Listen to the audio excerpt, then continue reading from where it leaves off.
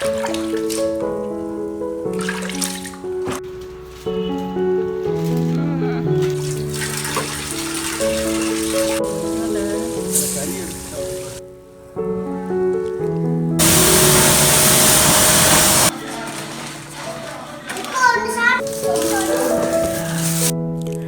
all, this is Akshitha.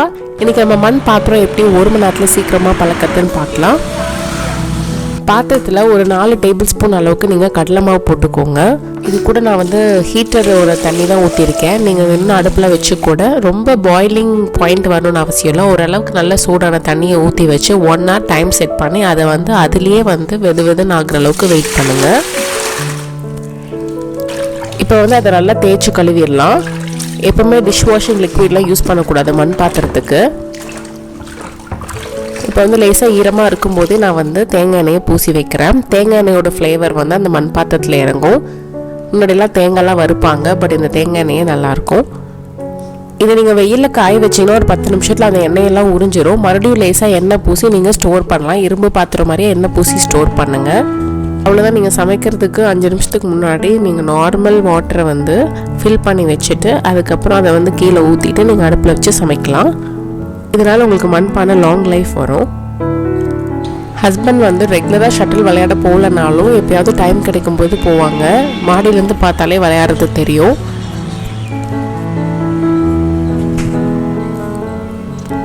ஒரு 4 நாள் விளையாடுவார், அப்புறம் கோல்டு ஃபீவர் வந்துடும். ஸோ அதனால் இப்போ தான் பாடி அக்கம்ப்ளீட் ஆகிட்டுருக்கு.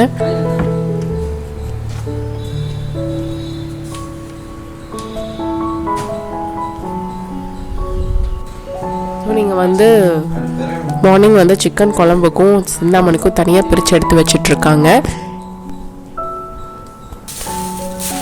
விறகடுப்பில் தான் செய்கிறோம். அதுக்கு நான் ஒரு 5 நிமிஷத்துக்கு முன்னாடி தண்ணி ஃபில் பண்ணி வைக்கிறேன். 1 கிலோ சிக்கன் இருக்குது. ஸோ அதுக்கு வந்து சின்ன வெங்காயம் ஒரு 1/4 கிலோ அளவுக்கு எடுத்து 2 வெட்டி வச்சுக்கலாம். விறகடுப்பு மண்பானையும் வந்துட்டு சேர்ந்து காம்போ நிஜமாக சூப்பராக இருந்தது. ஃபஸ்ட் டைம் நான் வந்து இவ்வளோ எம்மையாக சிந்தாமணி சாப்பிட்டேன். அடுத்தது காரத்துக்கு தகுந்த மாதிரி 10-15 வரமிளகாய் எடுத்துக்கலாம். விதை ஒன்று கூட இல்லாத மாதிரி நீங்கள் ரிமூவ் பண்ணிவிடுங்க. இதை போட்டால் செடி முளைக்குமா? இந்த வாட்டி நம்ம தேங்காய் போட்டு பண்ணுறோம். ஸோ ஒரு 1/2 மூடி அளவுக்கு நீங்கள் தேங்காவை வெள்ளையாக வெட்டி வச்சுக்கலாம். மண்பானை வந்து நம்ம சில்வர் பாத்திரம்லாம் சமைக்கும்போது வெளியில் வந்து சேரோ சாம்பலோ பூசுவோம்ல, அது மாதிரி இந்த மண்பானைக்கும் நாங்கள் பூசணும். கடைசியில் என்னாச்சுன்னா முக்கால்வாசி அளவுக்கு டார்க்காக பிளாக் கலர்லேயே மண்பானை சமைச்சு முடிக்கும்போது ஆயிடுச்சு. ஸோ என்னடா ரெட் கலர் வாங்கிட்டுமே பிளாக் கலர் பாட் வாங்கலேன்னு நினச்ச ஃபீலிங்ஸ் எல்லாம் எனக்கு இப்போ கொஞ்சம் சப்சைட் ஆன மாதிரி. ஒரு 10 o'clock கிட்ட தான் குக் பண்ண ஆரம்பித்தோம். அத்தை நேரமாகவே குழம்பு வச்சுட்டாங்க. 4 டேபிள் ஸ்பூன் நீங்கள் நல்லெண்ணெய் விட்டுட்டு நம்ம நறுக்கி வச்ச வெங்காயத்தை போட்டு வணக்கணும். லேசாக ஹீட்டாக ஃபஸ்ட்டு கொஞ்சம் டைம் எடுத்துச்சு. அப்புறம் ஹீட் ஆனோடனே சீக்கிரமாக குயிக்காக வணங்கிடுச்சு. கண்ணாடி மாதிரி ஆனதுக்கப்புறம் நம்ம அரிஞ்சு வச்ச தேங்காயும் வரமிளகாயும் போட்டுடலாம். கூடவே ஒரு டேபிள் ஸ்பூன் மஞ்சத்தூள் போட்டுக்கோங்க. கொஞ்சம் காரம் கம்மியாக இருந்துச்சு அப்படின்ட்டு அப்பா வந்து வரமிளகாலேருந்து விதை எடுத்து கொடுத்தாரு.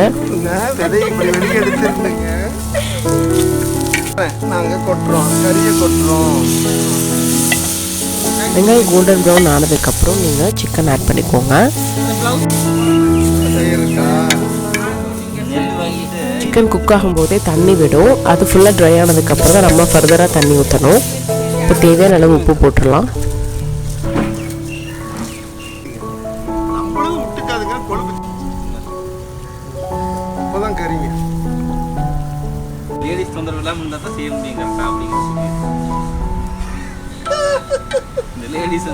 அதையும் நீ வீடியோல போடு. கூட ஒரு லேடிஸ் நிக்கணும், ஆனா தொந்தரவு பண்ணாத லேடிஸா இருக்கணும்னு போடு. ஏன் பீட்டு தான் நான் போட்டு வந்து 1.5 வருஷத்துல வந்து 1.5 வருஷம்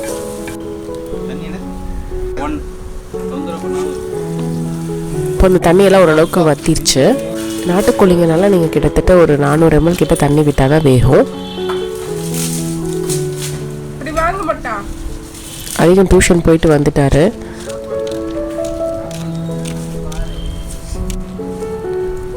முன்னாடிலாம் இந்த சிந்தாமணி அவருக்கு பிடிக்கும். என்ன சொல்லுவார்னா அதை வந்து தண்ணியில் கொஞ்சம் கழுவி கொடுமா சாப்பிட்றேன் அப்படின்னு சொல்லுவார்.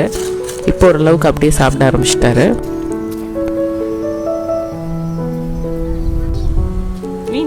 சாப்பிட்றீங்களா? நீங்கள் அடுத்த வாட்டி நாட்டுக்கோழி குழம்பு குடிக்கும்போது தேங்காய் தொட்டியில் ஊற்றி குடிச்சு பாருங்கள். சூடாக இருக்கும்போது செம்ம டேஸ்ட்டாக இருந்துச்சு. எல்லோரும் தேங்காய் தொட்டியில் டீ போட்டு குடிக்கிறாங்க, நம்ம இதை ஊற்றி குடிப்போம் அப்படின்னு பார்த்தா இதுவும் அல்டிமேட்டாக இருந்துச்சு. இப்படியே ஆள் மாற்றியால் ஒரு பீஸ் எடுத்து 2 பேரும் 1/4 கிலோ சிக்கனையே காலி பண்ணிட்டாங்கன்னு நினைக்கிறேன். சிக்கன் பாருங்க கம்மியாகிட்டே போகுது, ஆனால் வெந்த பாட்டை தான் காணோம். இத்தனைக்கும் இது ஒரு சின்ன குஞ்சாக தான் இருந்துச்சு. கரெக்டாக ஒரு 45 மினிட்ஸில் ரெடி ஆயிடுச்சு. ஸோ அந்த வீடியோவில் மிஸ் ஆன மாதிரி இந்த வீடியோவில் முக்கியமாக இதை தான் ஷூட் பண்ணணும்னு சொல்லிட்டு அதில் சாப்பாடு போட்டு பசைஞ்சு சாப்பிட்டோம். இந்த கடையிலெல்லாம் நல்லாம்பட்டி ரைஸ்ன்னு கிடைக்குதுல்ல, அது அல்ட்டியாக நீங்கள் சாப்பிடணும். கண்டிப்பாக இந்த முதல்ல ட்ரை பண்ணி பாருங்கள், சூப்பராக இருக்கும். போட்டுக்கிறீங்களா?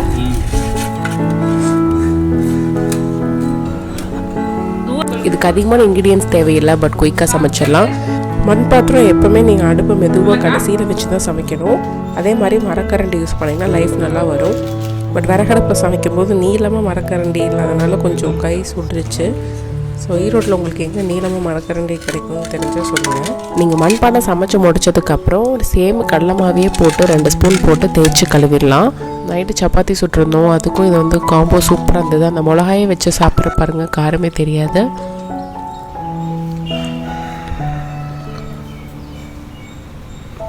கண்டிப்பாக நீங்கள் ட்ரை பண்ணி பார்த்துட்டு எப்படி இருந்துச்சுன்னு சொல்லுங்கள். ஸோ சம்மர்னால் நாங்கள் மத்தியானம் கொஞ்சம் நேரம் நீச்சல் அடிப்போம். சீசன் இப்போ தான் ஸ்டார்ட் ஆகிட்டுருக்கு சம்மர். ஸோ அதனால் போகலை. ஹஸ்பண்ட் என்ன பண்ணிட்டாங்கன்னா கொஞ்சம் நேரம் தூங்கி எழுந்திரிச்சார். ஸோ ஒரு 5 o'clock கிட்ட சரி வண்டியெல்லாம் கழுவிடலாம் அப்படின்னு கழுவிட்டுருக்கோம். ஸோ இது கிட்டத்தட்ட வந்து 6 monthsக்கு மேலே ஆகிடுச்சு இந்த ஸ்டார்க் பிராண்ட் வாங்கி. நீங்கள் அந்த வீடியோ பார்க்கணும்னா லிங்க் பின் பண்ணுறேன். இதனால் நாங்கள் சர்வீஸ் அப்போ ஆயில் சேஞ்ச் பண்ணுறது மற்றதான் பண்ணுறோம், வாட்டர் சர்வீஸ் பண்ணுறதில்ல.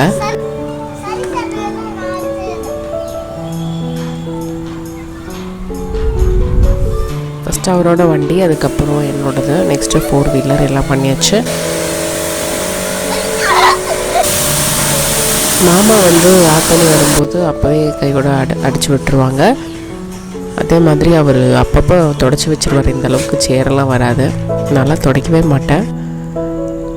ஸோ ஈவினிங் ஒரு 6 o'clock மேலே, இப்போ வின்டர் இப்போ தான் முடிய போகுதுன்னு நினைக்கிறேன். ஸோ அதனால் கொஞ்சம் வெளிச்சம் இருந்துச்சு. ஸோ இந்த வீக்லி ஷாப்பிங் போகலாம் அப்படின்னு சொல்லிட்டு போனோம். அதிகம் ஸ்ட்ராபெரி கேட்டார் ஸ்நாக்ஸுக்கு.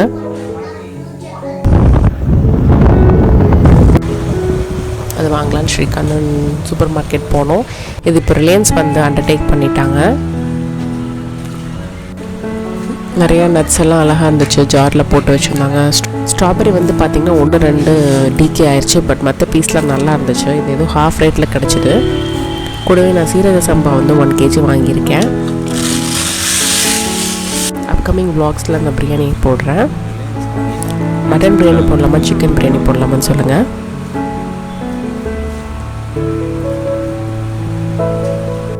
ஸோ கொஞ்சம் திங்ஸ்லாம் வாங்கிட்டு வந்துட்டோம். அத்தை டீ தூள் அதெல்லாம் கேட்டிருந்தாங்க, அதெல்லாம் வாங்கிட்டு வந்துட்டோம். நைட்டுக்கு வந்து தோசையும் தண்ணி குழம்பும் தான். இந்த வாட்டி தான் அதிசயமாக கொஞ்சம் சிந்தாமணி வந்து மீதி ஆயிடுச்சு. ஸோ அதையும் வச்சு சாப்பிட்டோம். இவ்வளோ நேரம் ஹஸ்பண்டோட ரொட்டீன் பார்த்துட்டிங்க. இனி என்னோட தான் பார்த்தாகணும், வேறு வழி இல்லை. ஸோ நான் வந்து ஹெல்த் ட்ரிங்க்கு நெல்லிக்காய் வாங்கிட்டு வந்திருந்தேன், அதையும் போட்டு வச்சேன். நான் யூஸ் பண்ணும்போது வாஷ் பண்ணிக்குவேன், ஏன்னா சீக்கிரம் அழுகுன மாதிரி ஆகிடும். அதனால் ஸ்ட்ராபெரி உள்ளே வச்சுட்டேன். அடுத்தது டீயும் அரிசியும் வைக்கிறேன். கையோடு வந்து பார்த்திங்கன்னா மற்ற திங்ஸ்லாம் என்னென்னு இருக்குன்னு அப்பா பார்த்துடணும், இல்லைன்னா எனக்கு மறந்துடும். அப்புறம் அதை புழு வச்சிடும், இல்லைன்னா அதை வந்து பூச்சி வச்சிடும். அப்புறம் அதிகம் ப்ரெட்டு கேட்டார், அது வாங்கினோம். 1-2 ஸ்ட்ராபெரி சரி இல்லை, அதை மட்டும் நான் ரிமூவ் பண்ணிட்டேன். எப்போவுமே நாங்கள் இந்த மாதிரி வெளியில் போகணுன்னா கொஞ்சம் சாப்பிட்டுட்டு தான் போயிடுவோம். எம்டி ஸ்டொமக்காக போனீங்கன்னா என்ன ஆகும்னா எதை பார்த்தாலும் வாங்கலான்னு தோணும். ஸோ அதனால் நாங்கள் வந்து 2 பேர்த்தையுமே சாப்பிட்டு வச்சுட்டு தான் கூட்டிகிட்டு போவோம் முடிஞ்ச அளவுக்கு. சில சமயம் மிஸ் ஆகிடுச்சுன்னா ஃபுல்லாக பார்க்குறதெல்லாம் வாங்கி தள்ளிடுவாங்க. ஸோ நெக்ஸ்ட் டே வந்து முட்டைக்கோஸ் பொரியல் அத்தை பண்ணலான்னாங்க. அதனால் நான் வந்து அரிஞ்சு கொடுக்குறேன் அப்படின்னு ஸ்டார்ட் பண்ணேன். இந்த லைஃப்பில் வந்து 80% ஆஃப் த எஃபர்ட் வந்து கம்மியாக தான் போடுறோம். அடுத்தது சீக்கிரமாக குயிக்காக சமைக்கிறதுக்கு சில அப்ளையன்சஸ்லாம் நான் கிச்சனுக்கு வாங்கியிருக்கேன். அதெல்லாம் என்னென்ன நெக்ஸ்ட் வீடியோவில் பார்ப்போம். See everyone, take care, bye bye.